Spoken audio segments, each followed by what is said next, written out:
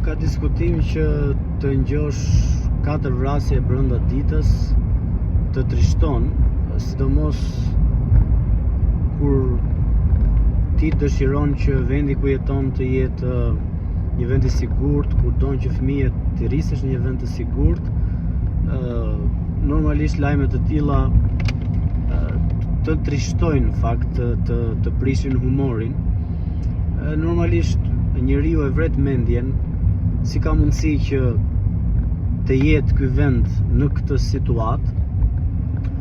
Dhe fatkeqësisht mund të përmendim dy problematika thelbësore që e mbajnë në këmbë një shoqëri, nëse duam, pra thënë ndryshe, një shoqëri të shëndosh, një vend të sigurt për të rritur fëmijët, pa dy elemente kryesore, kurse si nuk mund të arrihet. Njëra është edukimi dhe dyta është drejtësia. Pra nëse në një vend nuk ka edukim dhe drejtësi, prit çka mos më pas, mos të çuditemi pse ndodhin situata të kësaj natyre. Dhe në fakt, po të shohësh, këto dy element janë gjëja më negative që ka vendi jon. Dhe pa diskutim, përgjegjësit kryesor janë drejtuesit që janë të obliguar për të siguruar pikërisht këto dy element kryesor dhe të tjera, të cilat do t'i mundsojnë shoqërisë të ketë minimalisht një jetë të sigurt. Dhe këtu nuk po flasim për mirëqenie, se në fund të ditës kjo është një situatë që edhe ai që ha me luk floriri dhe ai që ndoshta nuk ka një vakt ushqimi në shtëpi i përfshin të gjithë, sepse po flasim për jetë njerëzish. Dhe pa diskutim, njerëzit që janë ligjvënës në këtë vend, kryetari i shtetit, kryeministri, ministrat, deputetët janë përgjegjësit kryesor.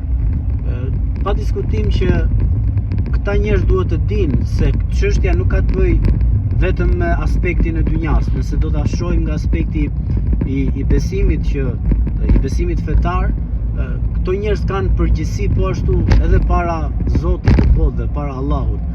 E besojnë apo nuk e besojnë këto njerëz Allahun, nuk e ç'bën që këto do t'japin llogari para Zotit. Pa diskutim që jo. Ato do t'japin llogari çmos, siç do t'japim gjithë ne. Por llogaria e tyre do t'jetë më e rëndë, për faktin sepse ka një ngjarje të bukur me një prej drejtuesve të shtetit të parëve tan, siç është Omeri radhiyallahu anhu, Zoti qoftë i kënaqur me të, i cili merakose dhe kishte breng të madhe ku thoshte në shtetin tim që unë drejtoj, unë kom frikë se do t'jap llogari para Allahut xhaleshanu edhe për një kafsh, për një dele e cila mund të mbytet në një lumë të largët, larg qendrës, pra në një cep të largët të shtetit tim. Nëse unë nuk do t'ja plotësoj kushtet e duhura kafshës, imagjino çfarë detaji i rëndësishëm është ky. Tani, nëse ne nuk do të rrisim edukimin, përgjithsisht në çdo drejtim kur gjojmë për edukimin në shoqërinë tonë, ankohen të gjithë, ankohen prindrit, ankohen mësuesit, ankohen drejtorët për një sistem i cili është bërë paçavure, sepse nuk ka një sistem të standardizuar që kurse si mos të ndryshoj më siç e kanë shumica e vendeve. Tu bën eksperimente çdo vit, e çfarë pret më pas? Ti nga këto fëmijë që i mungon mbi të gjitha edukata që duhet të jetë tek respekti njëri tjetrit, tek toleranca, tek orientimi drejt shkencës, drejt përparimit, dhe jo të futen në konkurrencë që në fëmijëri. Dhe këtë e shikojmë më pas problematik dhe tek prindrit, që jo e parë që japin tek prindrit, tek fëmijët, këta prindër është luksi, është konkurenca e makinave të shtrenjta.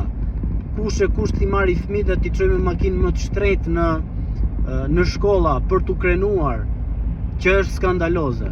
Patjetër pastaj është dhe drejtësia më themelore, sepse po t'i vëjmë re, njerëzit nuk po kanë edhe frikë më, sepse nëse janë të pasur me një korrupsion të vogël, dalin dhe nga burgu edhe nëse vrasin me pa të drejtë, me aksidente, me 200 km/h e kështu gjëra të kësaj natyre.